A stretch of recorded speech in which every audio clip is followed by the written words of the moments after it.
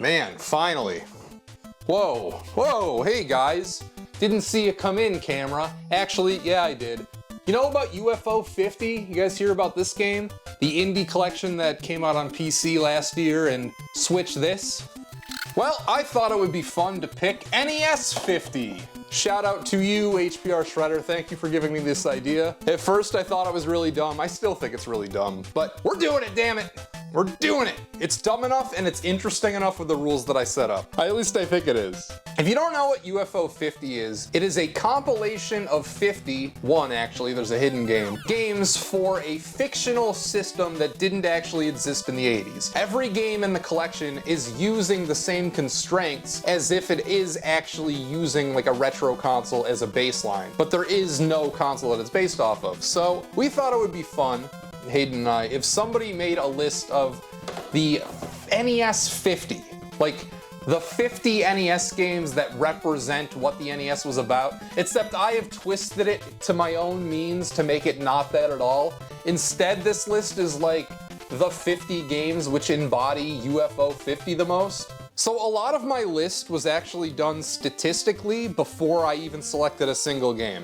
I examined the fake release years of all the games in UFO 50, which is 1 from 82, 3 from 83, 7 from 84, 9 from 85, 7 from 86, 8 from 87, 9 from 88, and 7 from 89. And I then cross-referenced that with officially licensed games for the American NES. The American library, just because that makes it easier for me, and only licensed games because unlicensed games are all bootlegs in the eyes of Nintendo. These are the only legitimate games for the NES, the licensed ones. Of course, I say that I'm tapping an EverDrive, which is definitely not an officially sanctioned product, but you know what I'm saying. 2, the list is going to be selected with more of an emphasis on variety because UFO 50 doesn't have a lot of similar games.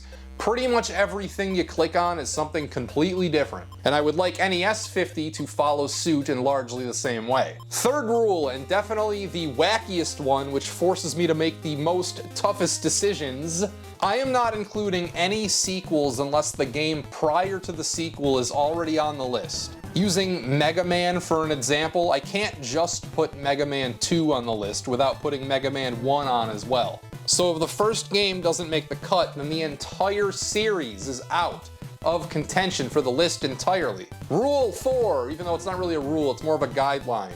I picked the years based on the statistics of when these games released. If I just pare it down, the raw statistical analysis of what games released in which year. For the official NES, there were 17 in 85, 19 in 86, 53 in 87, 62 in 88, 96 in 89, 165 in 90, 105 in 91, 97 in 92, 42 in 93, and 12 in 94. And if I pare this down American Electoral College style, that results in 1 representative from 85, 1 from 86, 4 from 87, 5 from 88, 7 from 89, 13 from 90, 11 from 91, 8 from 92, 3 from 93, and 1 from 94, which is really interesting because most of the famous NES games come from the first half of its life, not the second half, despite the second half having way, by and away, the more famous game library. Before I selected a single game, I saw this problem coming and I juiced the numbers a little bit in favor of the first half of the NES's life, so the 51 games in NES 50 are going to have 2 from 85, 2 from 86, 4 from 87, 6 from 88, 7 from 89, 11 from 90, 10 from 91, 7 from 92, then 1 from 93, and our secret game is going to be from 94. Another rule, no double packs, no multi-carts. This should go without saying, but that's freaking cheating. You can't have Super Mario Bros. And Duck Hunt. That's 2 games, that's not just 1. Even though it was released as a single NES pack, still, that's 2 games in 1. That's like having 2 entries in the thing. We can't cheat like that. But we also can't have Duck Hunt because of the next rule. No unnecessary peripherals, or no like weird things. If you used the light gun to play it, if you needed the power pad to play it, if you needed the piano to play it, if you're Bayou Billy, I can't include you on the list because you have to remember this is a collection of games that are supposedly being released many years after the original system. Like if there was an NES compilation coming out right now, and it's multi-platform, let's say it's not just locked to the Switch, it can't assume that we have any equivalency to these accessories. We need to assume that they're going to be playing with a regular controller, so only NES pad games are eligible for this. I think that's all the rules. This is mostly just an excuse to make an arbitrary list of NES games and play them to get some footage, so. Game number 1 in NES 50, the first representative from 1985, even though it actually came out in 86, I'm already breaking the rules, is Donkey Kong. Originator, the original, the Patient Zero NES game. Some say that the Famicom was developed just to play a good game of Donkey Kong. It's simple enough to be the first game, it's iconic. I really see no argument against this pick. Game number 2, Super Mario Brothers, the most predictable one on the entire list probably. And I shouldn't have to explain why, it's fucking Super Mario Brothers. Of course it's gonna be an NES 50. 86, things get a little complicated. There's actually not as many heavy hitters released in America in 86 as you might expect. Just skimming through the list, my 3 shortlist contenders were Ghosts and Goblins, Balloon Fight, and Gradius. But I can only pick 2 of those 3, and I decided to go with Balloon Fight, which is a single-screen, arcade-styled game where you need to get higher than your enemy to pop their balloons. And Gradius, because I'm pretty sure going forward, you know I don't like shmups, I don't want to use a later slot on a shmup. And Gradius is as worthy as any of the other ones to be on here as well. 1987 is where things are gonna get fucking weird, because there are a lot of heavy hitters and some of them need to stay home. 87 was the year of Castlevania. We got Rygar, which broke ground in a lot of ways as well. Metroid, Zelda, Punch-Out! The first Mega Man, Wizards and Warriors would be worthy to enter here. But I can only pick 4 of these games. And the 4 I decided to go with, Mike Tyson's Punch-Out. Metroid was a tough one. I almost didn't want to include it. I kind of wanted to get cute and put Rygar on here instead. But come on, Metroid, iconic NES property. We're throwing that in there. Legend of Zelda. And the 4th one is a wild card. I'm going completely off the reservation with this pick. We're going completely off the rails. We're not going to put Castlevania. We're not going to put Mega Man, which means that none of the sequels are on the list either. Instead, I am going to go with 3D World Runner, because there is nothing else like it on the NES. A game where you are constantly running forward, you hit select and there's a 3D mode where you can wear 3D glasses to see the game in 3D. Sort of a Space Harrier ripoff, but that doesn't matter in this context because it's unique to the NES. Then 1988, I only get to pick 6 of these games. Some of the contenders are Contra, Ice Hockey, Double Dragon, Metal Gear, Bases Loaded, Gauntlet, Life Force, Adventure Island, Galaga, Myland's Secret Castle, Xevious, Jackal, Pac-Man, Super Mario 2, Blaster Master, Bionic Commando, Blades of Steel, Paperboy, Skate or Die, Zelda 2? That's a murderous row, and I only get to pick 6. Well, that's why I'm here. I'm here to make the tough calls. And I'm gonna go Contra, Ice Hockey, Pac-Man, Super Mario Bros. 2, Zelda 2, and the last one, Blaster Master. I got a good mix here. We got a hockey game with Ice Hockey, choosing that over Blades of Steel. Pac-Man, not necessarily a Nintendo thing, but still, an icon of the video game industry being represented in this collection is huge. Contra, quintessential NES game, one of the best. Super Mario Bros. 2 has to be here so we can include Super Mario Bros. 3 later, and plus it's an amazing game in its own right. Zelda 2 is completely different from the first game, deserves to be here, and Blaster Master is like a more playable version of Metroid. It's actually like my Rygar stand-in because it has both the side-scrolling and the overhead stages in it. 89, it's opening up a little bit because I get to pick more games. I get to pick 7. But we got some contenders. We got Bomberman, Friday the 13th. I thought about including this just to have some horror representation on here. Q*bert, arcade classic. Tecmo Bowl, which puts me in a bind. Ideally, I would like to include Tecmo Super Bowl in this collection, but my rule about sequels clearly says that I can't have a sequel without the game before it, and I don't think there's any way I can claim that Tecmo Super Bowl is not a sequel to Tecmo Bowl, if you know what I'm saying. So if I'm gonna include one, it has to be this.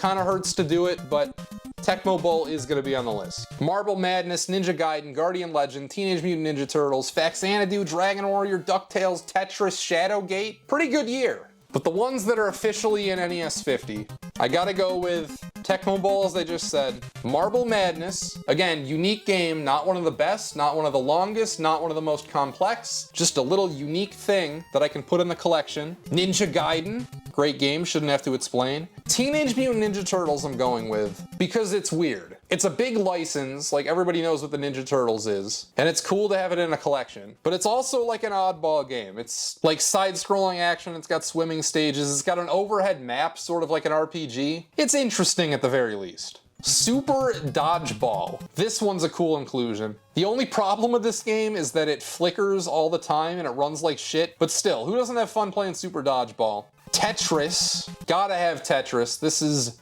iconic, quintessential NES. It's unique enough, it's not like anything else on the NES. And then, The Adventures of Lolo is my final slot for this year. Cool puzzle game. Again, not like much else that's on the system. Then we get to 1990, the year where I get to pick the most amount of games. And there are some heavy contenders here. We got Genghis Khan, the Koei game, which is tempting just for variety's sake. River City Ransom, Batman, Super Spike Volleyball, Super Mario Bros. 3. We got the Lolo sequel, we got Al Unser Jr.'s Turbo Racing. We haven't had a racing game yet, remember. We also have Ivan Iron Man Stewart's Super Off-Road, another racing contender. Super C, Chip and Dale, Crystalis, Final Fantasy, Journey to Silius, Maniac Mansion, Dr. Mario, Deja Vu, Jackie Chan's Action Kung Fu, North and South, Ninja Turtles 2, Star Tropics. That's a loaded lineup, even though I get to pick a lot of these games. So my official picks for 1990 are River City Ransom. We haven't had a real beat 'em up on the list yet. This one's cool, it's got light RPG elements. Super Spike V-Ball. Don't have a volleyball game on the list yet. Super Mario Bros. 3, goes without saying, it's gotta be here. Ivan Iron Man Stewart's Super Off-Road is my pick for a racing game. Maniac Mansion, for variety's sake, having a point and click on here is cool. North and South is a unique, cool game that I put on here. Star Tropics, a worthwhile adventure we're throwing in here. It's sort of like Zelda, it's sort of like an RPG, but it's not quite in either camp. And actually choosing an RPG for NES 50 is pretty tough, because my initial gut reaction, you know I'm a Dragon Quest guy, you know I love Dragon Warrior, you know my instinct would be to include a game from that, but remember, I can't do the sequels unless I do the games before it. So that means that I'm either putting Dragon Warrior 1 on here, or I'm putting a string of Dragon Warrior games on here. Or you do what I'm deciding to do, and I'm just gonna put Final Fantasy in here. Final Fantasy is our lone exclusive JRPG in NES 50. UFO 50 only has one RPG, NES 50 is only gonna have one RPG. We're doing Dr. Mario as well, which leaves 2 more for this year, and we're going with some really weird oddballs. The first one, we're doing Wall Street Kid. That's right, the game where you trade stocks. You don't even play as a kid. Why is it called Wall Street Kid? And the last one from 1990, I'm going with Vegas Dream, a casino game where you can play blackjack, do a slot machine, you know, that kind of stuff. It's okay for what it is. The 1991, we're on the come down. I still get to pick 10 though. We got games like the Kyrion Conquest, QIX, Metal Storm, Princess Tomato, Wampum, Battletoads, Sid Meier's Pirates, Eliminator Boat Duel, Snow Bros, Uncharted Waters, Vice Project Doom, Flintstones, Dino and Hoppy, Shatterhand, and Tecmo Super Bowl is technically on the table since I put in Tecmo Bowl, but I'm axing that right here. I can't have 2 slots taken up by football games. As cool as that would be, shit, I'd put John Elway's quarterback in here. I like that game too, at least I did as a kid. And another one that's a really interesting philosophical debate. I had to really soul search in this one. NES Open Tournament Golf. Is NES Open Tournament Golf a sequel to Black Box Golf? Or is it its own thing?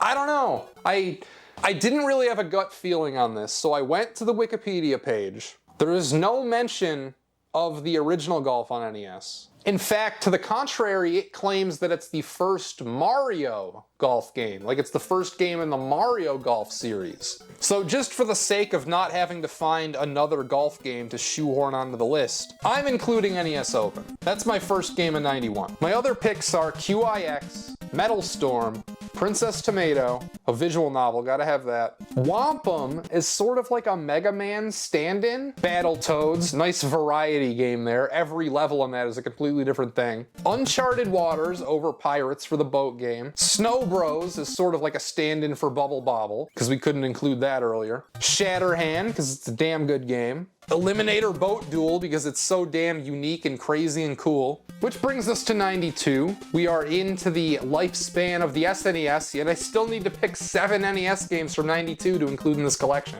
This is the year of Bucky O'Hare, Mick Kids, Wacky Races, Darkwing Duck, Yoshi, Danny Sullivan's Indie Heat, Crash and the Boys Street Challenge, Panic Restaurant, Little Samson, Joe and Mac, Tiny Toons. There's some good ones this year. But for my 7, I'm going Kickmaster, Big Ol' Word's favorite, Nightshade, my favorite, Crash and the Boys Street Challenge because it's really unique, Little Samson because it's pretty good, Lemmings. I didn't even know Lemmings was on NES, if I'm being real. But hey, it's something unlike anything else that I've picked on the list so far, so in it goes. And then my 2 really weird picks, my games that probably aren't even that good, but for variety's sake, we're putting them in. Legends of the Diamond. I have gone this far without including any baseball games, and this seems to be the only non-sequel released this year, so sorry if Legends of the Diamond is terrible, but I really have no other choice. It's either that or not of a baseball game, and baseball games are such a large staple of the NES library, I would feel wrong not to just put one in. And then, The Blue Marlin, which is actually a pretty good game in its own right. This is a game where you fish, but it's pretty well done. And the 50th game on NES 50, we gotta take it from 1993, was actually a really easy choice. It was Kirby's Adventure, one of the only viable titles out of this whole list. Then for the hidden 51st, I could go in a lot of different directions, and I actually, in my head, had a lot of different picks for this. Could I go unlicensed for the last one? I know that breaks the rules, but hey, it's the 51st game. It should break the rules a little bit, I think. I could go with a Japanese-only release. I could go with a modern game, like Battle Kid in the Fortress of Peril. I thought about putting that on here. But I decided to go with the NES version of Sim City, which was never released. We got it straight from Jerry Seinfeld's apartment, and we put it onto this collection so everybody can finally play it. So yeah, that's my NES 50. All right, shout out to the patrons. That's all I got. Don't trust a guy with a haircut. Whatever the fuck I say. Bye-bye.